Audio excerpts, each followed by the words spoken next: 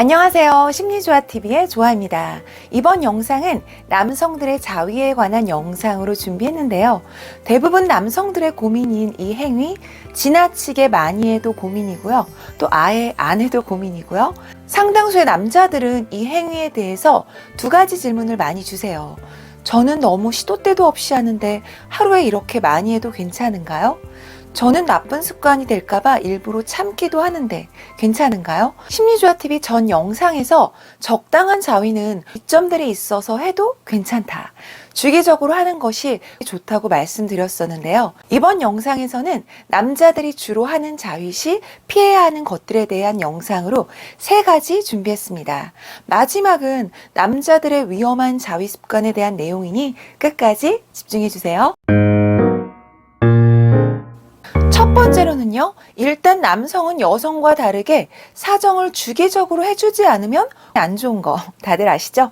물론 중독에 빠져서 습관적으로 하는 경우도 있다고 해요. 이런 경우는 흥분 상태가 아닌데도 일부러 흥분을 유도하며 습관적으로 하려고 하는 경우겠죠?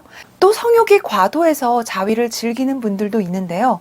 안 좋은 점들은 저번 영상에서 언급을 했습니다. 고정 댓글에 링크 걸어둘 테니 꼭 참고해 주세요. 대개 남성들의 경우는 처음 자위를 시작하게 되는 시기는 바로 첫 몽정 이후에 시작하는 경우가 많은데요. 다들 아시겠지만 몽정은 자는 도중에 음경이 발기되어 사정을 하는 것을 말해요. 자는 동안에 정액을 분출하는 거죠. 만약에 성행위를 하지 않거나 자위를 통해 주기적으로 배출하지 않는다면 월 1회의 몽정을 경험하게 된다고 합니다.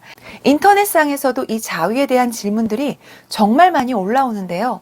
어린 친구들은 자주 하면 키가 안 크나요? 이런 질문을 많이 하고요. 연령대가 있는 분들은 자주 하면 건강에 안 좋나요? 이렇게 질문을 많이 하세요.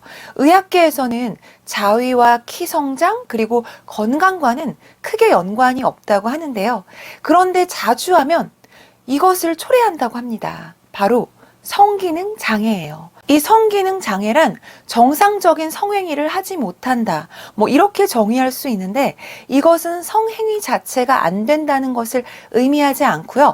바로 성행위 시간의 단축을 말합니다. 그렇기 때문에 건강한 자위를 통해서 신체 리듬을 살리고 적당한 자위를 통해 전립선 문제 등이 나타나지 않게 생활하는 것이 아주 중요하겠죠? 그러면 두 번째는 과연 어떤 자위가 남자분들에게 안 좋은 영향을 줄까요? 이 자위는 남자분들이 대개는 손으로 음경을 붙잡고 비비면서 하는 행동으로 알고 있습니다. 그런데 의외로 압박 자위를 좋아하는 분들이 있다고 하는데요. 이 압박 자위는 음경을 바닥이나 어떤 물체에 부딪혀 자극을 주는 행위를 말해요. 물론 여기서 단순히 이 압박 행위가 건강에 안 좋은 것은 아닌데 문제를 일으키는 부분이 있다고 합니다. 바로 음경 내 근육 손상을 줄 수 있고요. 또한 음경의 휘어짐 등의 문제를 야기할 수도 있다고 합니다. 그래서 이런 압박 행위의 습관을 가진 분들이라면 피하는 게 좋다고 하니 참고해 주세요. 세 번째는 남자분들이 자위를 하면서 정말 안 좋은 습관이라고 많은 전문가들이 이것을 꼽는다고 하는데요. 궁금하시죠? 아마 대부분 경험을 해보셨을 내용입니다. 안 좋은 행위는 바로 야한 영상을 보면서 하는 자위라고 전했습니다. 의학 전문가 10명이면 10명 모두가 절대 해서는 안 되는 행위다 이렇게 전했는데요. 과연 이유가 무엇일까요? 이것은 잘못된 성개념을 갖게 하고요. 또 잘못된 성기능을 갖게 된다고 합니다. 사실 영상을 보면 다들 예쁘고 또 몸매도 좋아서 발기는 쉬워질 수 있어요. 그런데 영상을 보면서 하게 되면 사정을 빨리 하게 되는 경우가 많고요. 더 자극적인 것을 찾게 되기에 발기부전 같은 성기능 장애를 얻을 수 있다고 하네요.